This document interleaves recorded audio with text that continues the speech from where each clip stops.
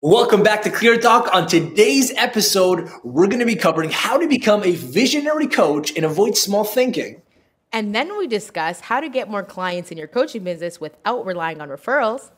And lastly, why building a brand doesn't actually build your coaching business when you're just starting out. By the way, let us know down in the comments below, what was your favorite part of the show today? Enjoy the show.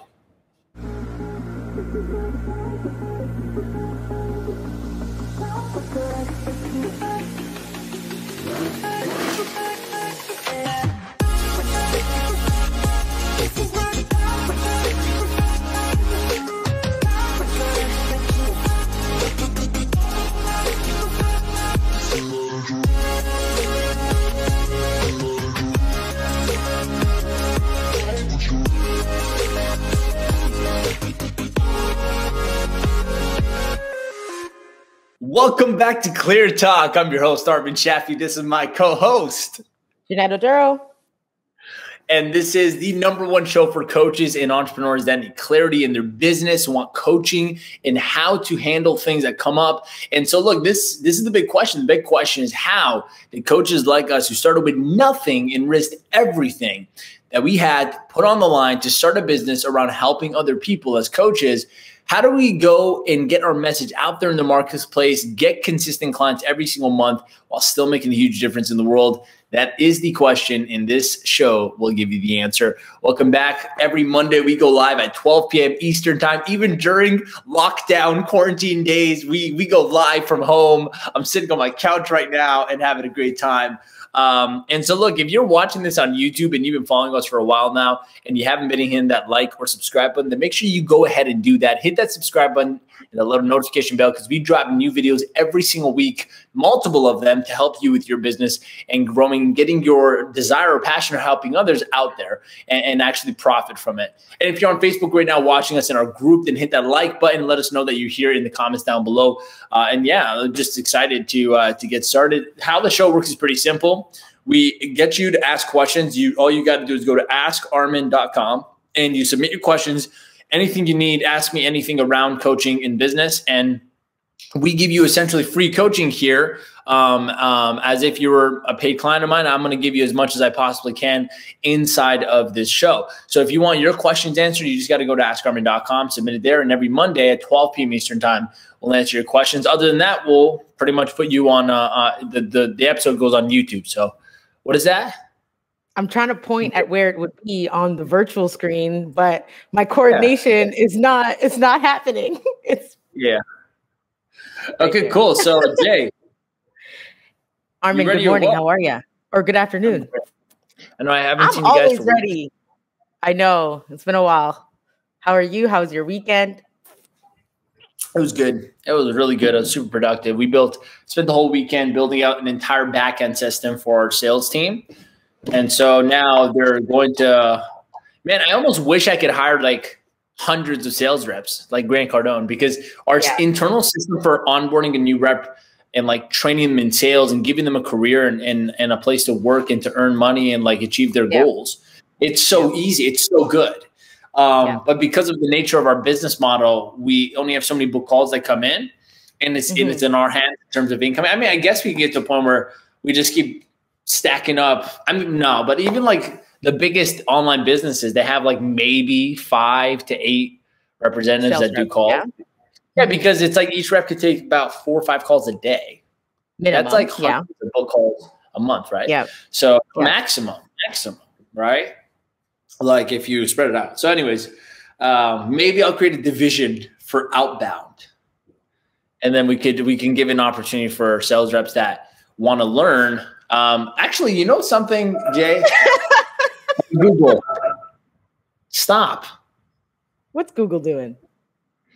Man, I put on a fake timer earlier for you guys to show you. It says, oh, there's no things you have to cancel. Don't worry about it. And it goes off. Actually, something I have seen a lot of people do, Jay, is they train call centers.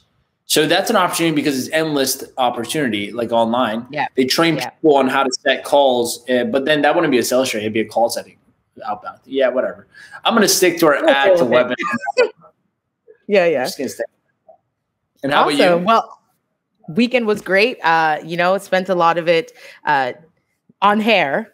So if you are a Black woman and you understand the struggle of a wash day, I get it. And the new hairstyle definitely takes a lot of arm strength and resilience. So shout out to you guys, because it's been a long weekend. My hair is all tight. My eyes are all popping out. The real question is building a coaching business harder or easier than doing your hair? That's the real question. Honestly, I'll let you know. Because it depends on the style. But yeah, no. Okay. So are you ready for question number 1? Let's get into it. Yeah, let's hop into it.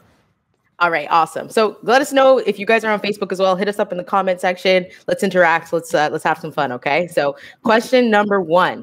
I'm not completely new to coaching, about a year into my offer. And although I'm not a complete beginner, I feel like I need to come off as more of an authority in the industry. How can I present myself as more of a credible coach? That question is from Austin T. Oh, that's a real easy answer. There's a real answer. It's not just a mindset thing. So in our program, we teach our coaches how to build a lead magnet and then set up an audience growth funnel. Now, what they don't know is what we're actually doing is positioning them as an authority and an expert in the field. Because first of all, credibility is just perception.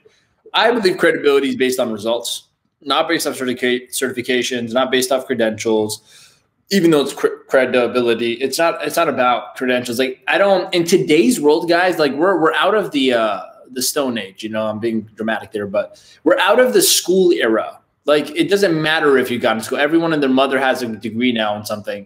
So it's not really that significant if you've gone to a very big school and that's also a very Western thing. Like it's just all over the place. The point is the internet has normalized self-education.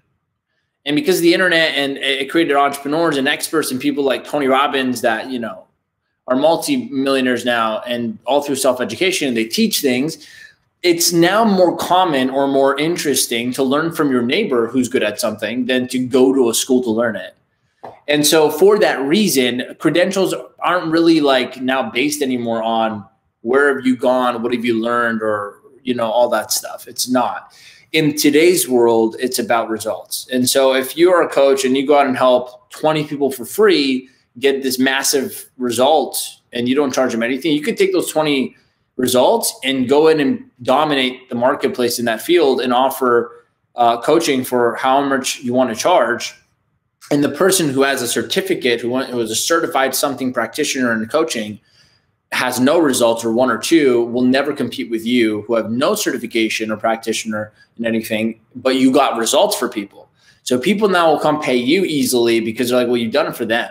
So if you come to me, I've helped countless coaches earn anywhere from as little as their first client at $300 all the way to $30,000+ and consistently, and build an entire business with a list. I can count them like it's countless amounts of coaches. So with me, I think someone on my ad once asked me what's your coaching designation?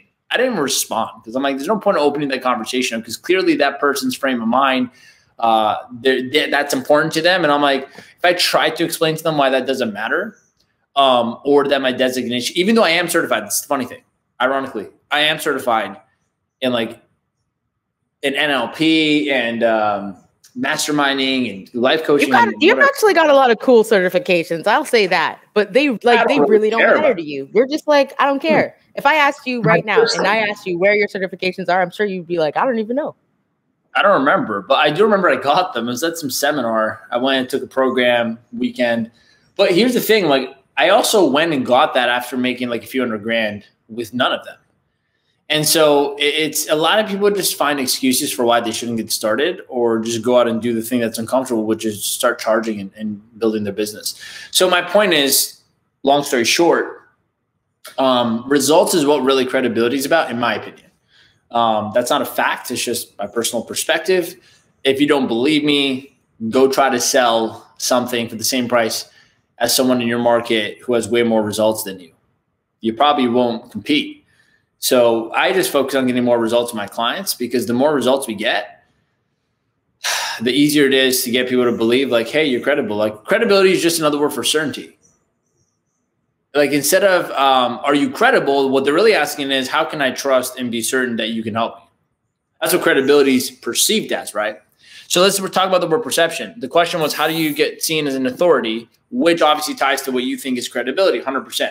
Now, remember this, everything based on this topic is perception. So even if you might look, for example, you might have like a PhD in coaching, but if someone comes and checks out your Facebook page and you look like a regular person, you still won't look credible. So it doesn't even matter that you're credible. What matters is do you look credible, which obviously opens up this shitty gray area where people who are actually like good at what they do, but they don't present themselves well, aren't treated as what they're good at what they do. And then there's the people who are not good at what they do, but they have a great way of showing themselves as they are. And so they get a lot of clients. And so there's this shitty gray area is what I'm trying to talk about. Be integrable with what I'm about to teach you, because what I'm going to tell you to do will give you perceptual credibility. It'll give you perceptual authority. But I'm going to do it based off the fact that you actually have the expertise you're saying.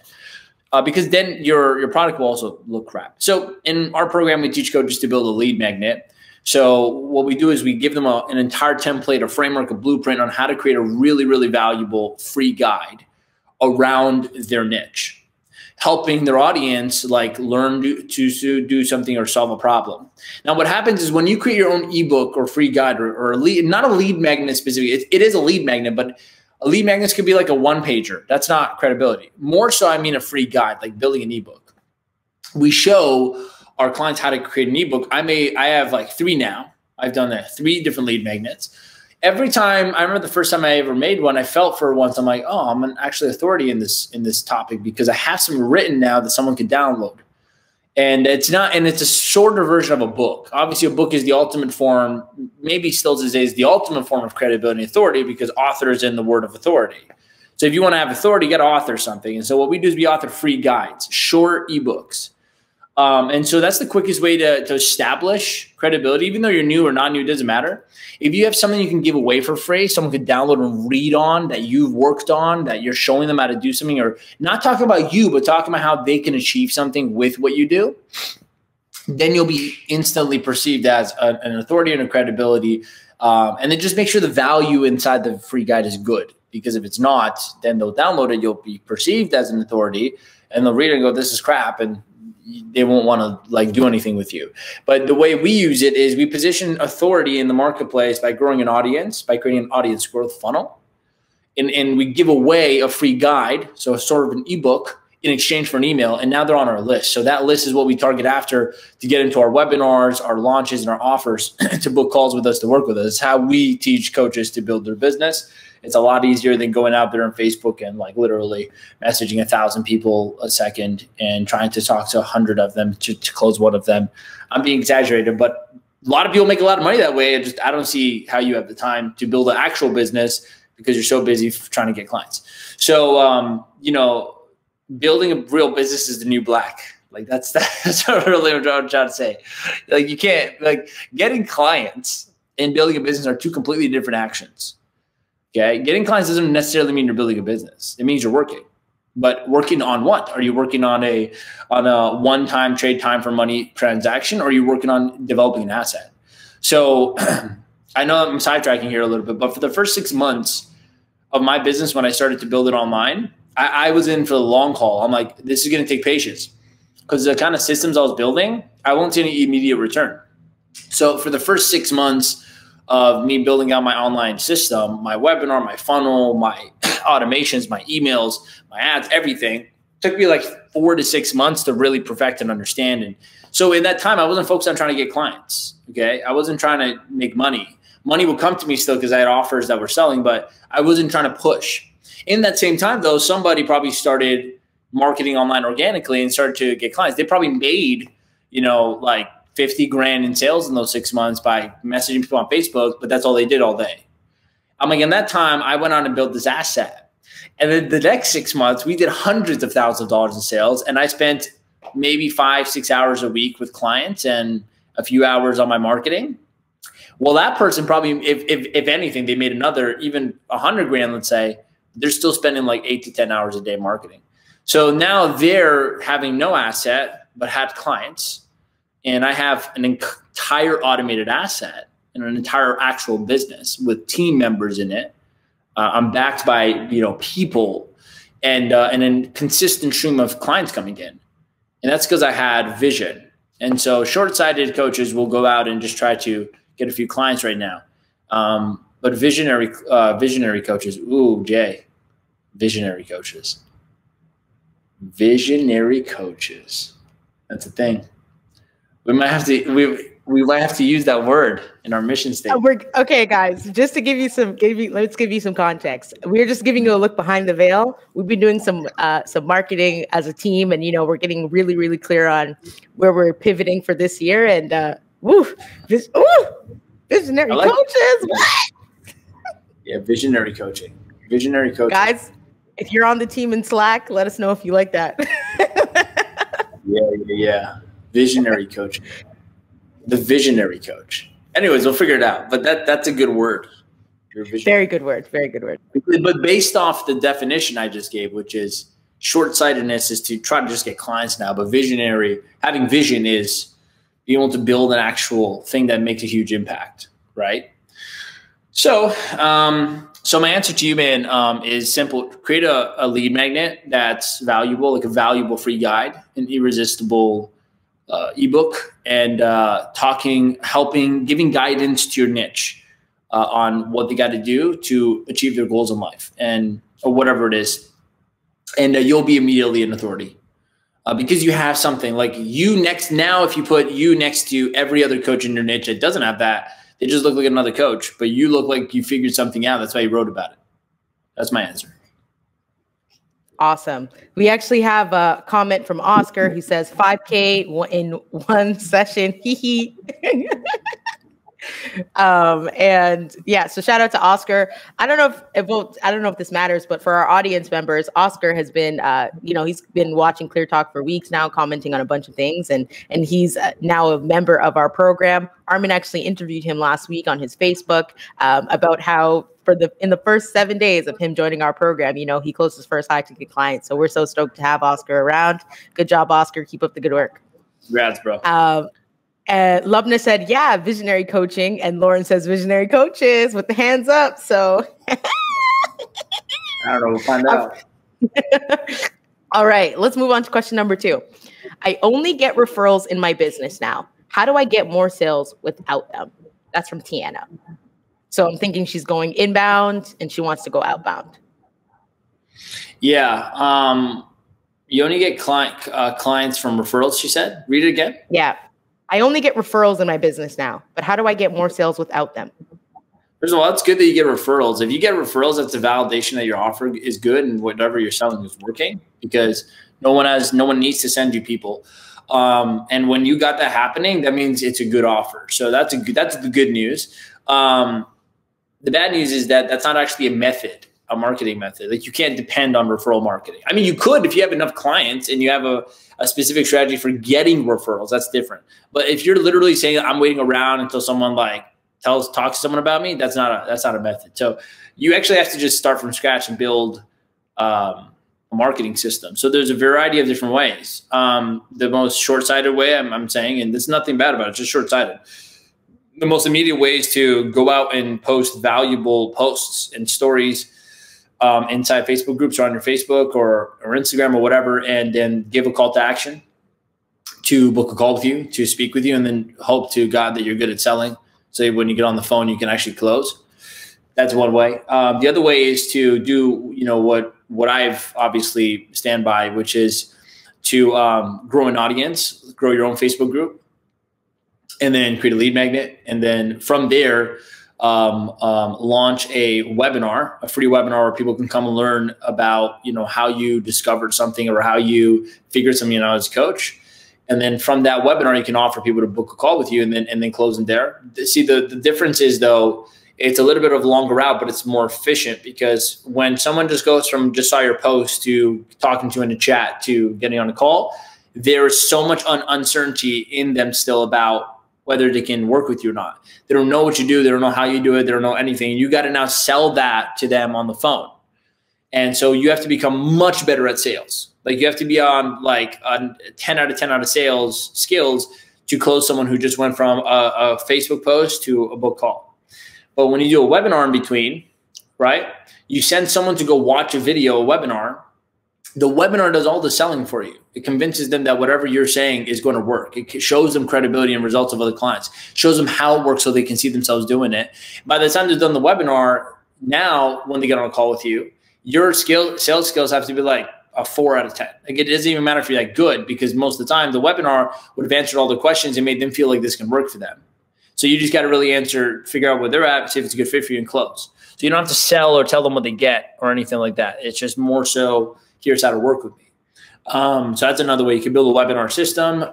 My massive disclaimer, warning, do not build a webinar on your own. I'm not telling you because I have an offer around it. I'm telling you because I've actually been the person who did it on my own. Absolute regret, serious, terrible mistake. Too many moving parts in a webinar to think you can just funnel hack it or figure it out. You can't. You might as well not. I'd rather you go and do Facebook organic marketing than build a webinar on your own. I'm serious. Like, it's not going to work out. There is no way in hell. I have yet to find a person in the market who's done millions of dollars that their story was somehow they did a self-made webinar with zero help and it scaled. Like, there's no person in the planet still not. Nothing. Everybody learned a template, got coaching, or learned a method that already worked. Like, none of them. They were all part of someone else's program who had made more money than them at that time. Like, none of them had. Webinars are not something. Webinars are like flying a plane. You don't fucking get in the cockpit and think you could just hit the buttons and make it work. Don't do it. Okay. Or at least to make a good one. To make a good one. No, I don't think you could even make it properly. Really? I don't think someone can make a bad webinar. They'll make a wrong webinar. There's a very big difference. A wrong webinar where you're going is that. They don't even know why they're saying what they're saying in the webinar. I understand. No understanding with why you're saying that at that time, and how do you even know what to put? The content's completely wrong, or the messaging's completely confusing. That's a wrong webinar. A bad webinar is everything is, but like the content's like and the stories are but it's following a structure and obvious who it's talking to. There's a big difference. I don't think anyone can do a webinar right. I hear that. Yeah. On their own, because they need extensive amounts of training. I have video trainings in SGC explaining the webinar. Yeah, so you understand what you're putting in the webinar. You can't That's a strong distinction. Thank you for making that. Yeah. Huge difference. I'm telling you, because I've been there. I spent 3.5 months, wasted 10 grand that I could make my money back. Terrible mistake. Terrible fucking mistake. I would have made more money if I just put the money into buying a webinar course. Did that answer the question? Yes, I think so. Do you want to do a recap? Yeah. So yeah, pretty much like if your offer is good, you go out and either post valuable things online to get people. This is if you have no money but you have time. You get people to see your stuff, and then you give a call to action like, hey, I'm taking calls, and take free strategy sessions, book them, get on a call, and then figure out what they need, let them know that your coaching can help them, and then offer. And it's a numbers game at that point. Obviously, your skills matter, but eventually someone's going to pay. I'll give you an example. Oscar, before he joined our program, he took 23 sales calls, and he closed one of them at $2,500 price point. And that was him kind of figuring it out on his own, right? He had our system set up already. He had a system set up, but like he wasn't really getting help on sales. And then he took a leap of faith, bought SGC, joined my program. And all I did with one coaching call with him is help him on his sales, like how to handle the sales call. And I think we doubled his price. So I worked on it with this mindset for doubling his price. And then and he had 3 calls the next day. So his next 23, 24, 25, 26, so 26 calls now. The second one he closed at $5,000 just by implementing what I taught in the sales training, by giving him more in-depth advanced sales training, and worked with him on his mindset. So he charged twice the price. So he charged $5,000. So that's a good example of a difference between you trying to do it on your own and maybe someone becoming successful, because he still got some results, but then just paying someone to like, have you done it? Show me you've done it. Okay, how much you charge? Just show me how to do it. That's how I am. I'm like, I don't care what you charge. Did you do this thing that I want to do? Oh, you did it? Let me see. Great. Have you helped some other people do it? Okay, awesome. I want to know because maybe it's a fluke with you. How much you charge and how fast can I get the result? Like I'm here, I'm coachable. That's how I am as a client. You get me as a client, I'm like, as long as I know you can get me the result, like, and you have an actual proven process for this, it doesn't matter what it costs because I know I'll make all my money back and more. So that's the best way to start out at least. Awesome. Perfect. Lubna in the comments says, I am with you for becoming a visionary coach. I want to build my visionary coaching business. Go Lubna. Lubna's in the program. Yeah, that's pretty cool. All right. I like it. I like how you said it in flow too. That means I do like it. We'll talk about it. Next team meeting. Awesome. Question number 3. How do I build a great brand online? Social media is one thing, posting, but how can I make it look good? I'm not sure I have a good eye for design and I can't outsource it. That's from Leslie. The brand doesn't matter. Doesn't matter. Yeah, brand doesn't matter. Hear that? Didn't see that coming? Tell us why, Arvind. It doesn't matter until you've made $1 million. This is going to depend based on where the person's at. If the person's made less than $1 million, it doesn't matter your graphic design. I'm not saying make it look like your 3-year-old cousin did it, but I'm saying for high-level photography, logos, none of this shit matters. I build my SGC logo still on Snappa. It looks good. You know why? Because it's backed with real value and results. So now speaking class, it looks amazing because the perception is, wow, it's this program. But when I first started, I literally took the word speak, I put a dash under it, and I put and get clients. And that's all I did in Snappa. And then I exported it. That was my logo. I'm just saying, man. And I've also built seminar businesses where I spend like hours on the logo and it's like the reborn experience. And guess what? Like, it's like, it didn't even matter. Spent a lot of money. A lot of designers. I'm gonna throw out a Dave TJ Thea. Don't do it. Throw back. There's one graphics design girl. It took like a week building my reborn logo. It's pretty crazy. My point though is it doesn't like if you've made let me lower the threshold. If you made over $500,000 in sales, maybe you should start thinking about a website. Like, I still don't have a primary website. I made one from a long time ago. I don't use it ever. I don't think about like my logo or my pictures. Like, I don't care. It doesn't matter to me. Like, it's not what gets me clients. It's not what builds my business. It doesn't matter at all. If you're sub 500 in sales for whatever you're selling, your mind's in the wrong place. Again, why you need coaching. You're focusing on the wrong things. You think it sounds good to you. You're like, of course I need a website and branding. What is Armin talking about? Well, first of all, how much have you sold? If you sold more than me, I'll listen to you. I'll sit down, I'll listen to you. I'll be your student. I'm already a student of some of the biggest internet marketers out there. So that's where I'm getting my qualified opinions from, right? People have gone there. And I'm also living it because I'm doing it. I'm being a good student. So I'm also living and understanding that is right. They're right. But if you made less, then there's really no room for arguing or opinions.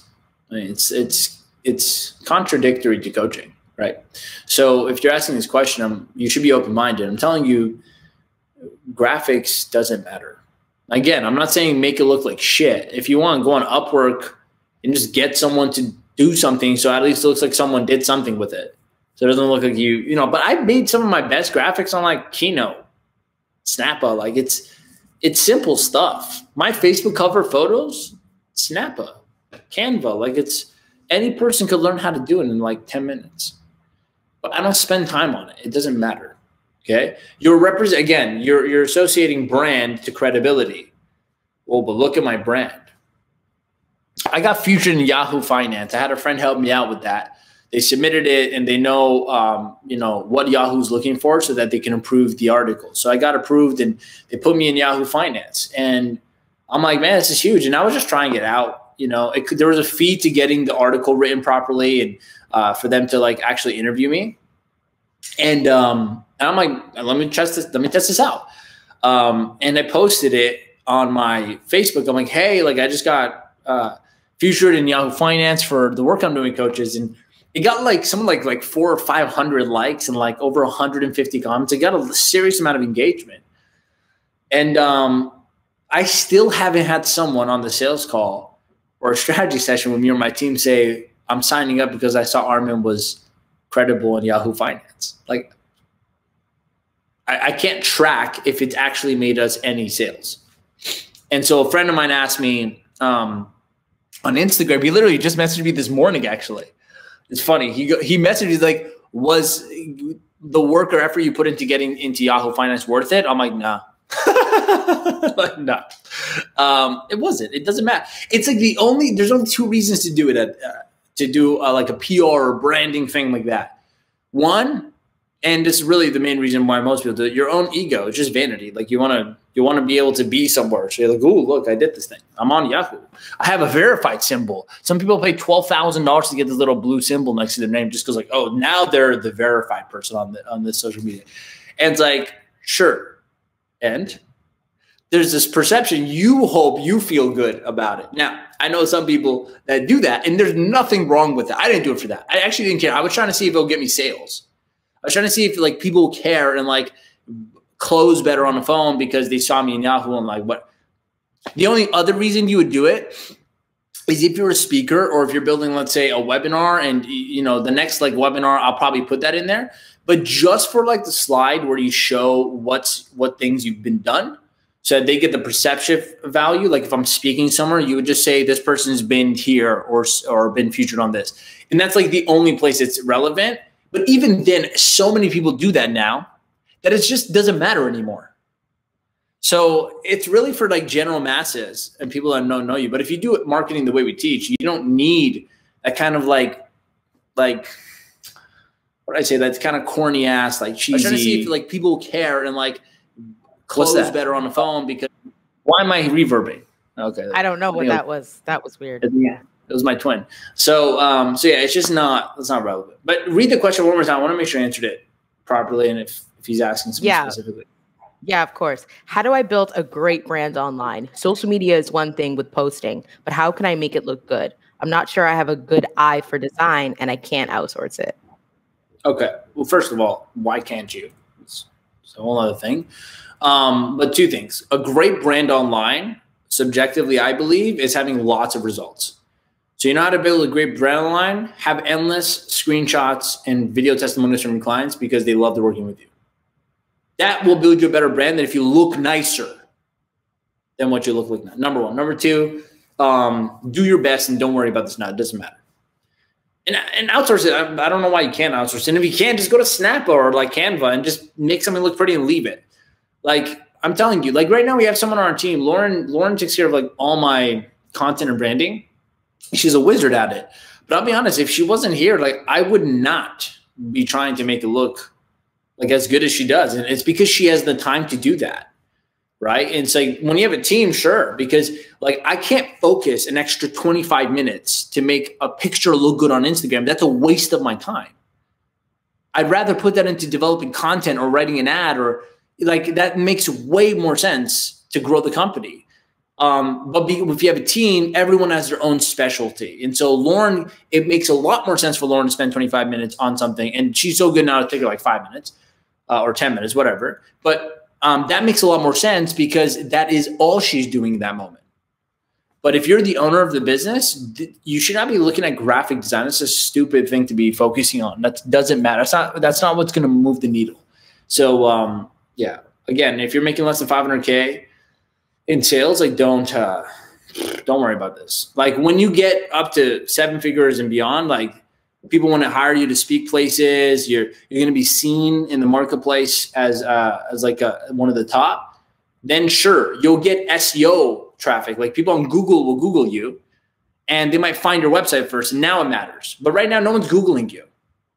No one's Googling me. Like that's why I don't care. I don't like even if they are, they'll find my funnel or something, my YouTube channel. I don't care yet. I'm not big enough. Like you have to realize if you're not big enough for that to matter, it doesn't matter yet. You know, it doesn't matter. Anyways, that's my answer. You know what's really interesting about that, and I just want to add this before we head over to the comment section because we do have some people saying some things. Number one is that when you spend a lot of time thinking about branding and like where you're going to go with your colors and your logos and your fonts and all of that stuff that, you know, takes time and effort to make it look really, really good, or whatever you imagine looks really, really good. And all that does is slow you down, literally. Because instead of thinking about just making an Instagram post, you're like, well, I need it to have all of these logos that are a part of my brand content, and I need it to be specific across all of my channels, and and then you're just analysis paralysis forever before you even fucking make one post. Excuse my language, you know? And this was something that I did personally a lot.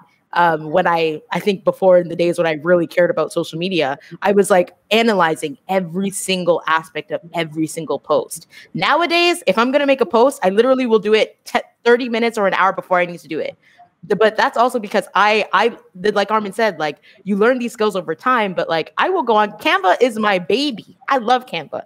I've been on Canva for years because it just helps the process. You know, you don't have to be on Photoshop. Get Canva, get Snappa, get all these additional tools that make your job easier. Don't get caught up in that part of the process because it's like literally this small. If you ask anybody, any one of your people, you know, what do you guys think my font colors are? They wouldn't even be able to tell you because that's what they're not looking at that. They don't care. Be like, you know, I really love how you do this orange mustard, blah, blah, blah. They don't care. Yeah. They don't give a flying F about what your brand colors are or your logo is, or whether your font is nice or complements it. Only you care. But you're not paying your bills. Clients are. So focus on what they care about. Oh, it's so funny. It's hilarious to me. But in addition to that, right, like, especially on social media, guys, it doesn't matter how good you look on social media. It matters what you're doing in real life for your clients. Social media is just an outlet to you talking about what you do. But think about your clients in real life first before you get focused on what they look like online. If you have a real life business and you have hundreds and thousands of clients that love you and you're doing great and everything is rocking and rolling, like that stuff really doesn't matter as much, genuinely. Set it and forget it. Get it out and just bring it out, right? Don't get caught up. It matters more about the results that you're going to give them when they get in the door, and less about what they see on your mantle, on your doorpost. The wreath doesn't matter. The wreath on your Christmas door doesn't matter. It's the warmth inside the home with Christmas joy that matters. Because I'm actually kind of talking to myself here. I was like the queen of this stuff, and I hated myself for it for years because I was like, nobody knows what I do. I don't ever post because I was stuck in indecision about posting for so long. Yeah. Anyways, mini rant. That's a deep one, Jay. It doesn't matter if on Christmas Day the tree looks really nice if the family has no harmony and there's no like results there. It doesn't matter. And a good tangible example for you guys is this. I'm just going to compare for old Armin to now Armin. My first year in business, I did like 105,000 in sales. Honestly, I probably got lucky because when I look back, I'm like, what the hell was I doing? But that year, I spent 70% of my time on details that don't matter. Like my logo, like my brand, like my website, like my perception. How many interviews have I been on? All this bullshit. And it's like, not that it's bad, but it's just bullshit. That's really all it is, just bullshit. Like, it doesn't matter. If you don't have a sustainable, successful business built, what are people interviewing on? Your opinion on things? And that's literally what I did. I got on like dozens of interviews and it was just full of fluff. Like, it's just shit. So I'm just talking to me. I'm not talking to anyone else. Don't take offense if I'm saying, if you're on podcast right now, I'm not saying it's a bad thing. I'm just saying, for me, it was just full of shit. Okay. It was just, I had to make myself feel like I was doing something. So we did 105,000 and I was a lone wolf then. Fast forward to now, in the last 4 or 5 months alone, we've done over 250,000 in sales. And guess what I didn't focus time on? Details. My brand, I didn't focus on that. You know what I focused on? Making sure more people see what I have to offer. Make sure the people that buy what I offer to get good results. Make sure I have a product that's second to none, which I know I have. it's like I focus on things that matter, making sure my team is taken care of, and there's opportunity for people inside my team to grow, and making sure I'm aligned with myself, making sure I'm in place and I feel good about what I do. Like I focus on things that matter, guys. And I can't tell you in one sitting what things you should matter. Like that's why you need coaching. You'll never know what you're doing wrong because you're in it. When you get someone outside, like a coach, to come and look, you'll be like, oh, why are you even doing that? You go, I thought this was right. No. You should be doing this. Wow. That's what coaching's for. And if you're a coach and you don't got a coach, I'm going to just say it. That's some hypocritical shit. That's some stupid shit. I'm serious. Facts. My first year in business as well. You know what? Another common thing in my first year in business, I didn't have a coach. I bought programs. I was students. I bought coaching programs, and that changed my life. I bought seminar programs I went to. But, I got one coach, a marketing coach. And that's the time I made a lot of money. And then I thought, I made money. I don't need them anymore. So I stopped. And then I just went down. And then what happened is the next year we did $250,000, then we did $500,000. You know what the commonality between those years were? I had mentors. I had coaches and mentors. I had people I went to that were doing more than me, that were more wise than me, that were better than me in things. And I got to learn, man. And I haven't been without a coach or a mentor for a long time. I don't remember the last time.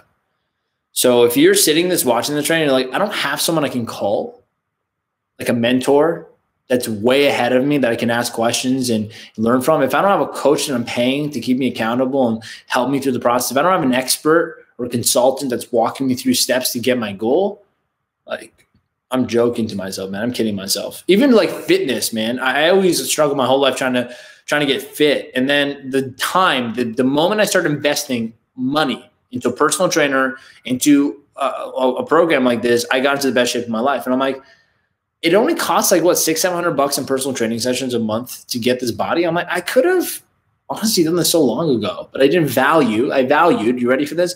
I valued $600 in my bank account over me being happy with my body every day. Like that's a huge mistake. So if you value the $1,000, $5,000, $10,000 in your bank account over just having a business that works because you got the help you need, like fundamentally there's something wrong with your thinking. And that's another clear talk. So what's the questions in the comments? Yeah, let's go ahead to the comment section. So Naz says, Armin's brand is various size drinking bottles. I don't know what that means. Is that an inside joke? I don't know. She's making fun of my hydration. That's what she's making fun of. What? Listen, everybody in the team is about that big water bottle life with inspirational messages on them. Okay? Naz. Avisha says, hi, snow day, and I'm watching my role model. Ah, Avisha. Abby. Crushed it. Right, she's killing it, right? Oscar as well says, regarding that question, should I focus in on only doing good ads and having good calls before I think about doing YouTube videos, posting every day, Insta, and all that? 100%. Yes. I didn't start doing YouTube videos until we did our first 100 grand with our offer. I need to make sure it sells. Because what's the point of making YouTube videos if you don't know if you think sells and if you're not getting results? And YouTube videos are a byproduct of you understanding your market more. So the more clients you get, and the more struggle you see they go through, the more solutions you find for them, and the more client results you get, the more things you can make YouTube videos on. Every YouTube video you see on my channel is based on something I saw a client struggling with, or I saw a prospect having an objection around. Yep. That didn't understand. So I made a YouTube video. I didn't just randomly make YouTube videos. It's all based around, there's a strategy behind it. And Oscar, you're in my program, so I'll share with you my strategy. I'll give you my templates on how to make YouTube videos. But essentially, you have to have a strategy. You don't just do YouTube videos. That's complete nonsense.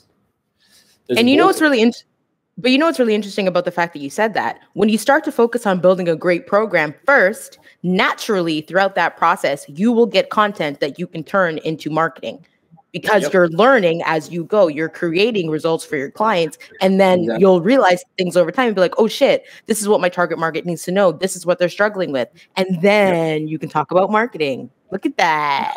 All right. Awesome. Adam also said, I looked into buying the check mark, LOL. It was way too much. Yeah.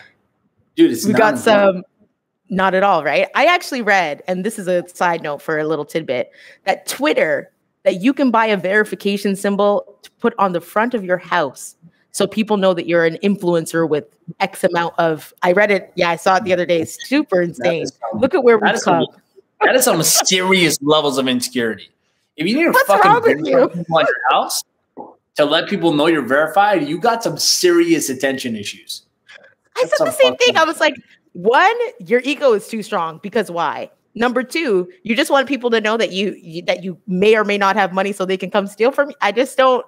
There's just so many reasons why it's just stupid. But anyways, it made me laugh. We've got some love for Lauren in the comments. Avisha saying Lauren is amazing. Lovna is like, yes, she is amazing. Lauren said, you're amazing too. I can't wait for our call today. We've got some inner SGC conversations happening in the chat. But Upton, who is obviously, as you guys, well, maybe you don't know it, but Upton is the one responsible for, this new setup. Shout out Upton for all of his help with Clear Talk over the year.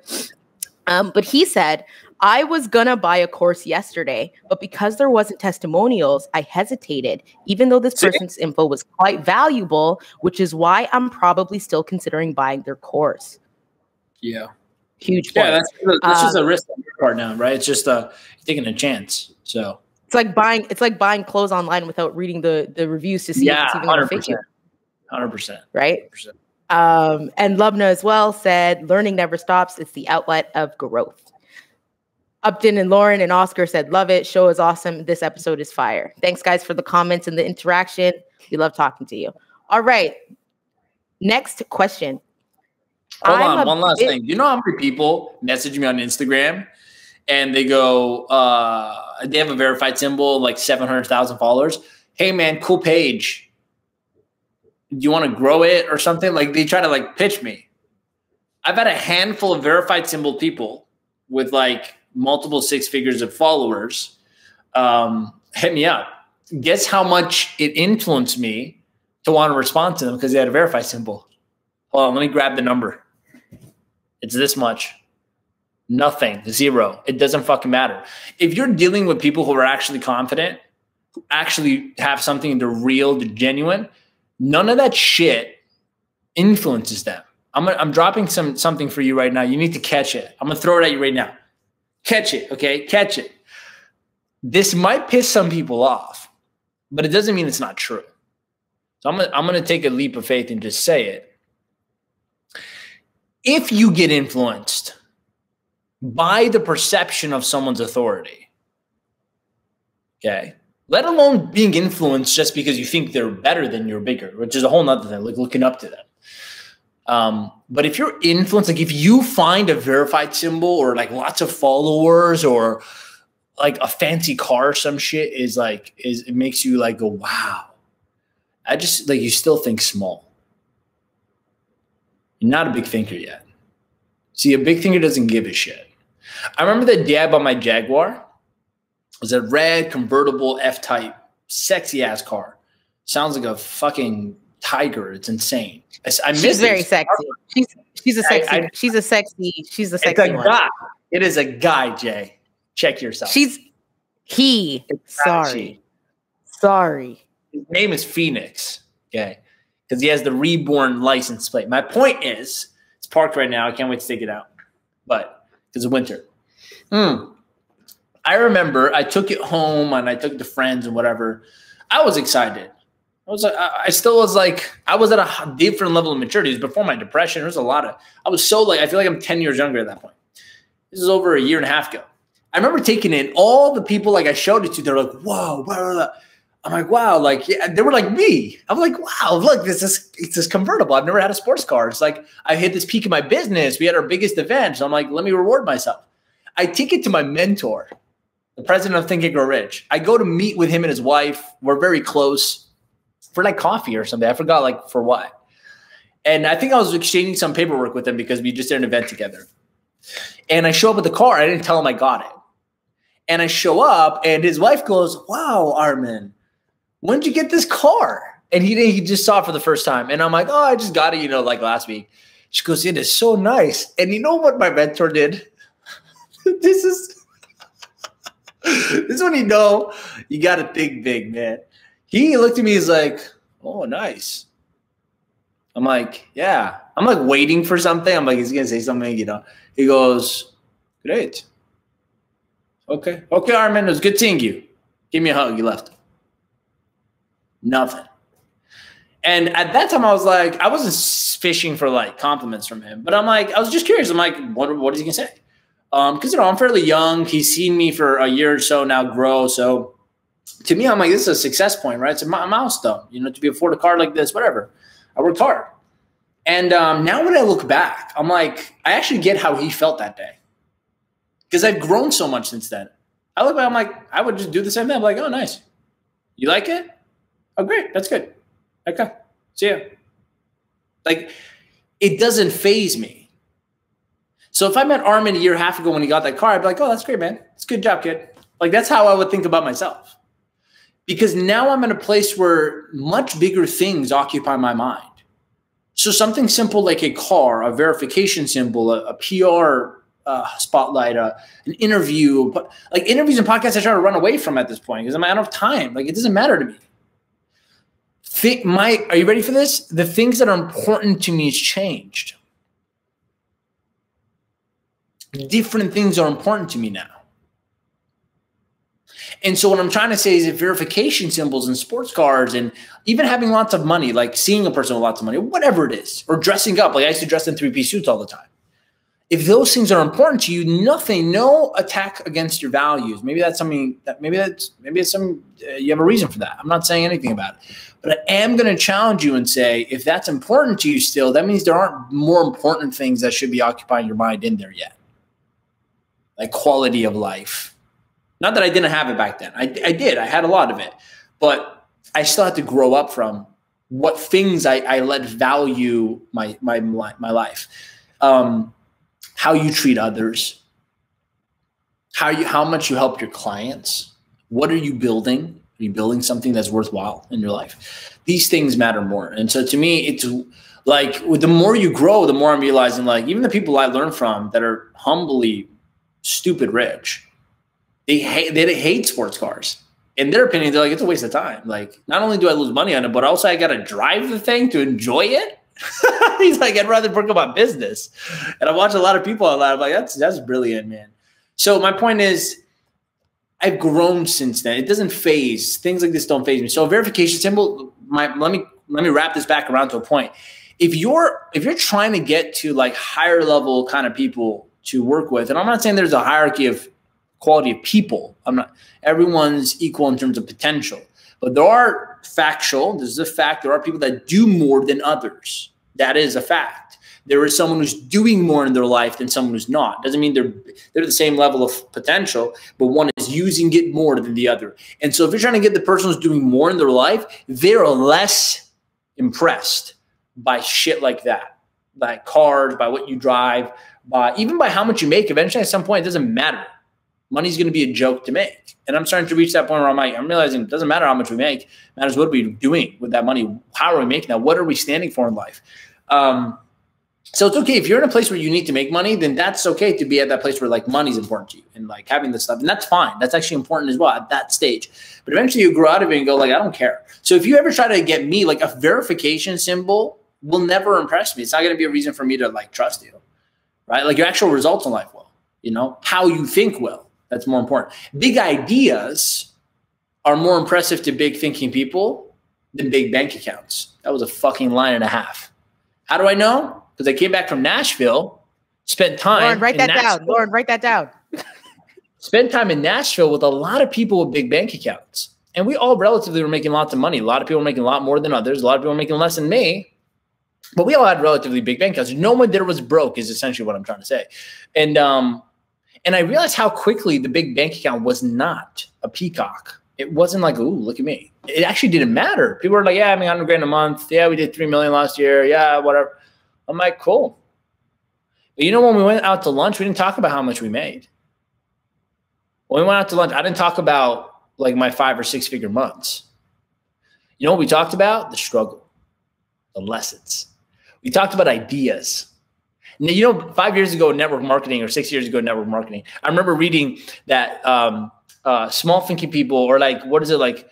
Poor people talk about others. People. And like, yeah. Big fingers talk about ideas. People. Yeah. And rich people talk about ideas. And like back then I'm like, oh, that sounds cool. But now I get it. Like we're not talking about anything but ideas. At lunch, we're talking about ideas, concepts of the mind, and like philosophy. And like, it was like really cool, you know? So those people, like, you will never attract them. So just remember this: when you're making the face of your brand all these like fluffy perception stuff, just get who you're attracting. You're only going to attract people that are actually impressed by that stuff, which means what? They're probably not doing much. And that might piss some people off, but remember, I'm your friend. So I'm not here to hurt you. I'm here to just share with you my experiences and stuff. And you can use it if you want. If you don't want to, you don't want to. You'll probably learn it anyways through time. But the only kind of people you attract when you flaunt money or credibility or all this stuff is people that think that's actually impressive. And real people doing a lot of shit, like, they don't care. That's why I do my best not to put my Jaguar up so much. Because not only do I not want to attract the person who goes, ooh, you have a Jaguar. Like, but I'm not impressed by it. So I don't care. I don't give a shit. Like, I only did it, man, because I was in other courses and they were like, you know, it's like a thing. Stop. You can advertise it. Like, I would get clients that came to me like, why don't you put that up somewhere? Like I had my Jaguar for a year before anyone knew I had it. Yep. I didn't post about it fucking once. I didn't care. That's actually so true. I didn't give a shit, man. I bought that car, and the only people that knew I bought it were like my family because I drove it home at that time, in my team, and that's it. Yep. And you know what's really interesting about what? Go ahead. Oh, well, it was interesting about what you just said, and it made me think about it. And it's like the only thing that you will start to realize when you notice people's possessions and things is that it just shows you what matters to them. Yeah. It has nothing to do with you. It just shows you what matters to them as an individual. If they've got 50,000 watches that are all super brand name, and you know, they make sure that in every single photo they do a this or a this so that you can see the watch, like that just shows you what that it's this one. That just shows you what matters to them. It has nothing to do with you. It has nothing to do with their level of perception. Like, it has nothing to do with their credibility. That all of that shit just lets you know as an individual, this is what matters to them, or what mattered to them at the time, you know? So Armin at the time, when he got his car, he's like, you know, I've got it, but it doesn't really matter to me. But like, you know what I posted about? It's there. I posted about 200 people in a seminar. That's what I posted. Exactly. Right. That was more impressive to me. Yeah. The car, and even if we talk about her name being Phoenix, like, that's a testament to Reborn. That just shows us more about what matters to you. Him. Armin is gonna beat me because I'm misgendering his car. Sorry, let me just say they them. Did you hear what I said? What? I said I don't drive girls. Then I'm like, that sounds wrong. Let's anyways, saying I drive men makes probably worse for my case. Anyways, hey, whatever.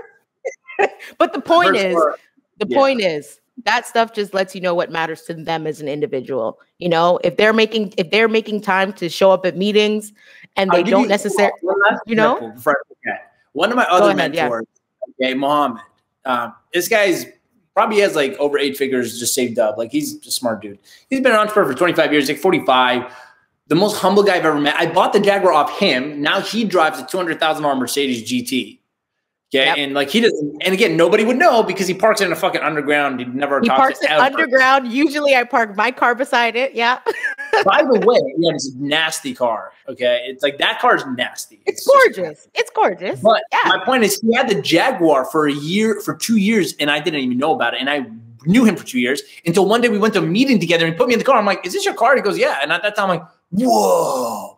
And a year later, I ended up buying it off him. My point is, I look at as a very, very like high level person. He helps like children with summer school. This guy's just next level. Okay. He has employees in companies in different countries. This guy's a really big dude. He's a silent killer. Okay. He's a smart guy. And one time he comes up to me, he goes, and during the quarantine, a year ago, during lockdown, like as like April happens, and I was like the only one in the office with him. And I remember he came up to me. This is an example, again, to prove what I just said, which is like people at a higher level don't care about this shit. They actually think it's dumb. He comes up to me. He was talking. He was like, there's this other guy who's around your age in our office. And I just can't believe what he just did. And I go, what? And me and him are like really close friends. We're like brothers at this point. We've like played Monopoly together and all this stuff. And I'm like, what? He goes, he just came up to me and he told me he bought an R8. And I'm like, I'm waiting to respond because I'm like, is that good or bad? Like, because I'm still learning, right? I'm like, is that a bad thing or is it good for him? I don't know. It's a great car. It was my dream car back in the day. It's not my dream car. It is. And I'm like, yeah. And I just stared at him, waiting for what he's going to say. He goes, that's so dumb. And I'm like, I just said nothing. I'm just watching him. He goes, dumb. Okay. He's like, why would he spend his money on a car during a lockdown and during quarantine? Like, it's just weird, man. He's like, not everyone's like you. And he looks at me. He's like that guy. He's always a smooth talker. So he goes, not everyone's like you. You're a smart guy. He goes, he's young. And he just did such a young, stupid thing. And he just went and bought an R8 in the middle of a pandemic. And he was gloating about it to me.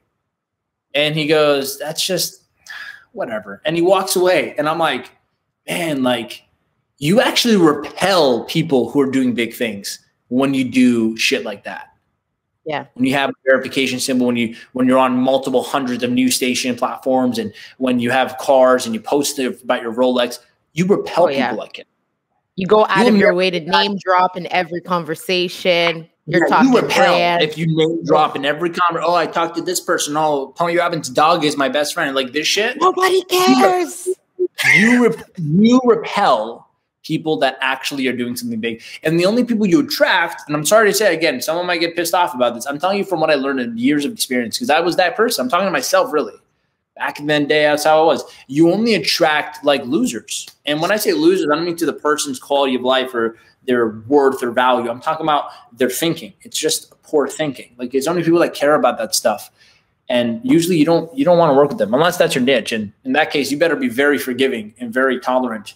Because when you deal with people at that level, and I did for years, with seminars, people show up and all these issues, like it's not easy. So anyways, do we have more questions or comments? I don't want to go off. I mean, we already did, but hopefully that was helpful. Yeah. So we've got a comment that's from Naz, except in every opening sequence of Clear Talk. So she sees the Jag in every opening sequence of Clear Talk. Yeah. That's an intro. Again, I didn't have an intro for the first, 30 episodes? 30 episodes, about 30 to 35 episodes. Yeah. Until we finally made one. So it didn't even matter. And I only made one because that footage, guess who didn't ask for it? Me. My cousin was there with his camera. He's like, bro, let me get you in your car. Let me take it right now. I'm like, all right, man, whatever. And I was just trying to leave. And he's like, no, do that again. I'm like, oh, God, whatever, man. Yep. Okay, sure. I remember this. And he started videotaping me. And then we had the footage. So when we're creating the intro, I'm like, yo, slap this in there. Because for the people that think this is important to them, they're going to be like, this guy has a sports car, probably important to listen to. So I'm just commenting to what I understand what people also want. This is a free show. Very different. In my marketing, like, if you watch my webinar, I have one slide where I have one picture on and I got to pick up one of my favorite cars. Everything else is about you, my breakthrough, save my dad's life. And that's my point. The portion of marketing that's around like what I have is very little. Very little. So anyways. Awesome. Now, I'm going to start regulating your comments. Yeah. Well, we do have some more. We do have some more questions, but we're at 1:05. So, do you want to wrap up today and continue next week? Okay. Anything else live? No. Upton just commented and said, "LOL." LOL's right, man. Yeah, I see the comments. I can't see all of them, but anyways, cool. What's the next question, though? So it's a bit of a big one. I'm a bit cautious about coaching my target audience because they're individuals who are at risk of relapse, etc. What if they don't have long-lasting change? It's a bit of a deeper one. So this might be strong for next week. Yeah. What's the next question after that? How do I get over comparing myself to other coaches? No matter what I do, I keep seeing what other people in my niche are doing and want to change or adjust. Ooh, that's a good one. All right. So if you're watching this right now, thanks for tuning in. We're going to answer these questions in the next episode of Clear Talk. So make sure you hop back in so we can actually sorry. I just totally interrupted my thing, but I just got a message from one of my clients. Holy fuck. I shared on Tony Robbins' page about my guide, and there's 456 people who asked for a copy. Yo, what we're talking about here, okay. Who's that? Authority. Don't say it. Gazzy. It's Gazzy. It's Gazzy. She's one of my Gazzy, you're a superstar. Is Gazzy on here? Gazzy not on here. Gazzy. Yeah. I have a handful of elite clients I work with one-on-one, and Gazzy's one of them. Clients, man. Love you guys. Holy shit. She really said fuck, but whatever. I shared. So we helped to create a lead magnet that's growing her audience to like hundreds of qualified leads. And she got 456 people inquiring to get a copy of her free guide. That's fire. That's what her free guide's developed to do. Her free guide is developed to get people to prime them to want to work with her. So let me hit her up real quick. Yo, guys, I'm actually in the middle of Clear Talk right now, and your message came through, so I stopped, and I'm actually sharing this live. I'm responding to you live right now. I'm so happy for you. You probably have a few hours of work to hit manually to respond to each person, send them the link. You're probably going to get blocked from Facebook too, so just take your time with it. What you could also do is you can take the link, post it, and in the comments. And then just go reply to each person. But yeah, do whatever you gotta do. That's about 450 people, right, on your list. So your audience growth funnel is gonna like double in like one shot. Love you so much. Keep it up. Oh, okay. Proud of you, Gazzy. Proud of you, Gazzy. Keep it up. Love you. And that's from her over the camera, over Clear Talk on the other side of my laptop. All right, okay, we'll talk soon. Talk to you this week. Anyways, don't guys, they call this breaking the third wall in television? I don't know. All right, guys. So thanks for tuning in to Clear Talk. We go live every Monday at 12 p.m. Eastern time, and so we answer your questions around coaching or business. And my team is literally like bombarding my phone right now. Isaiah's trying to call me. I don't know what's going on. Anyway, so. If you're on YouTube, hit that subscribe button. If you resonated with the content in the show, hit that little notification bell so you get notified every time we drop new videos every week. If you're on Facebook, let us know down below what was your number one takeaway from this show on today's episode. And make sure you go to askarmin.com to get your questions answered live on the show. If you're serious about getting coaching, we are excited to help you out on the show. So love you so much, and go on and make the rest of your week the best of your week.